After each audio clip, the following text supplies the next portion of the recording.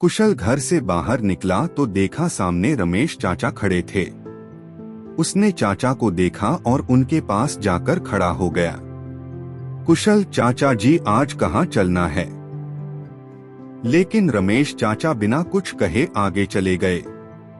कुशल बेमन से अपने घर में वापस आ गया।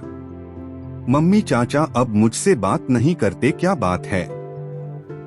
बेटा, तेरे पापा और चाचा में जायदाद को लेकर कुछ कहा-सुनी हो गई है।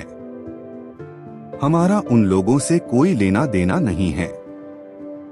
लेकिन चाचा तो बहुत अच्छे हैं, हमेशा मुझे स्कूल से लाते थे, वहाँ आइसक्रीम दिलवाते थे। अब क्या हो गया?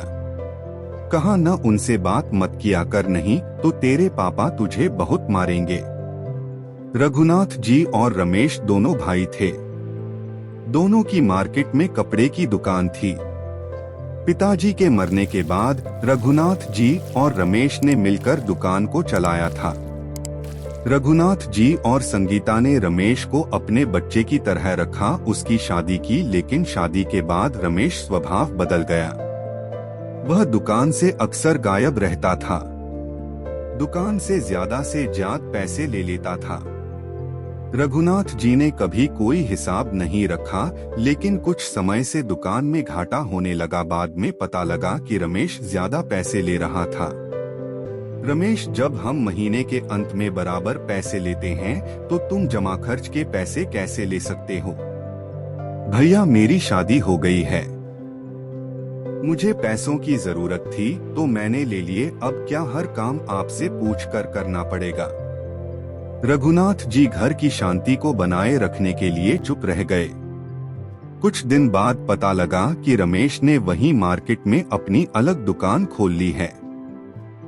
रघुनाथ जी और संगीता इस बात से बहुत दुखी थे कि रमेश ने बिना बताए ये सब किया। अरे, तुझे अलग दुकान खोलनी थी तो मुझे बताता, मैं खुलवा देता। क्या तूने मुझे बताना भी जरूरी नहीं समझा? और मैंने सुना है तूने इसके लिए कर्ज भी लिया है। चुकाएगा कहाँ से? दुकान चलने में तो समय लगेगा। आप मेरा हिस्सा दे दीजिए, उससे मैं अपना कर्ज चुका लूंगा। अब मैं आपके साथ नहीं रहना चाहता। रघुनाथ जी को जैसे झटका लगा। उन्होंने कहा, तुझे हिस्सा चाहिए तो ले ले, लेकिन ये जो तू परायों जैसा सुलूक हम लोगों से कर रहा है, यह ठीक नहीं है। तो जिंदगी भर आपका गुलाम बनकर रहूं। उस दिन के बाद दोनों भाइयों में खटास आ गई। रघुनाथ जी ने किसी तरह रमेश के हिस्से की रकम उसे दे दी। वह लेकर रमेश अपनी पत्नी रमा के साथ किराए की मकान में चला गया। दोनों परिवारों के बीच एक खाई सी खुद गई थी। ये बातें नन्हे से कुशल को समझ नहीं आ रही थी। वह तो आज भी अपने चाचा से उसी प्यार की उम्मीद कर रहा था। एक दिन कुशल स्कूल गया। वहां उसकी तबीयत खराब हो गई। संगीता उसे घर लाई, उसे डॉक्टर को दिखाया गया। डॉक्टर ने अस्पताल में जाने को कह दिया। अस्पताल में जाने पर सारे टेस्ट किए गए तो पता लगा कुशल के पेट में इन्फेक्शन हो गया है।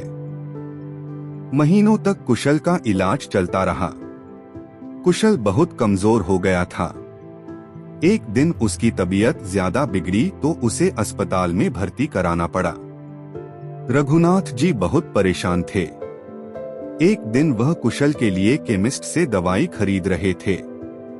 तभी रमेश वहां से गुजरा। उनके जाने के बाद उसने दुकानदार से पूछा तो उसने बताया कि वे तो अक्सर दवाई खरीदते हैं, उनका बेटा बीमार है।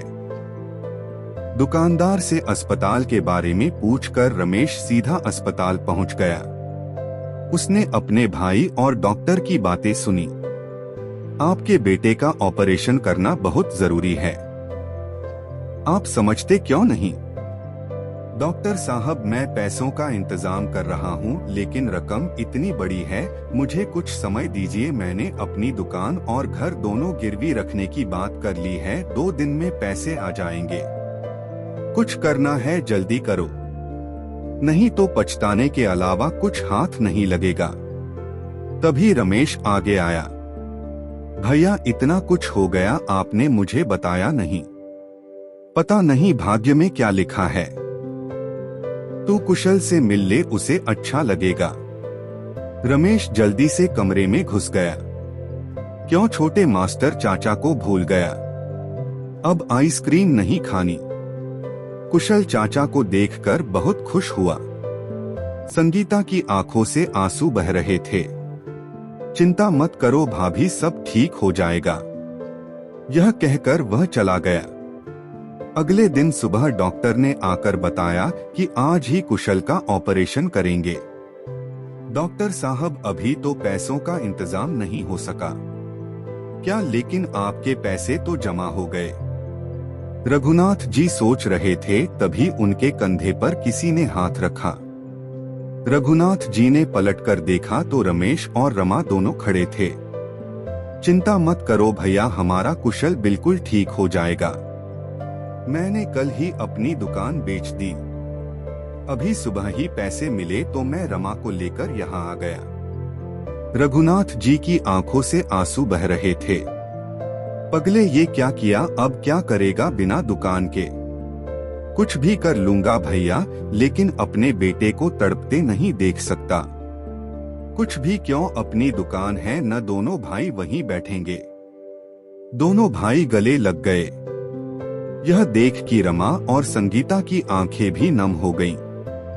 कुशल का ऑपरेशन हुआ, वह ठीक हो गया। कुछ ही दिन में अस्पताल से छुट्टी मिल गई। वह घर आ गया। रमेश अब भी अलग रहेगा मुझसे, जा अपना सामान लिया। हम सब साथ में रहेंगे। लेकिन भैया, मैं तो अपना हिस्सा ले चुका हूँ, वो मैंने सब कर्ज में चुका दिया। पगले, तू भी मेरे ही हिस्से में है। छोड़ ये सब, चुपचाप जाकर सामान ले आ। अब कुशल हर दिन अपने चाचा के साथ स्कूल जाता और वापस आते समय चाचा भतीजे दोनों आइसक्रीम खाते।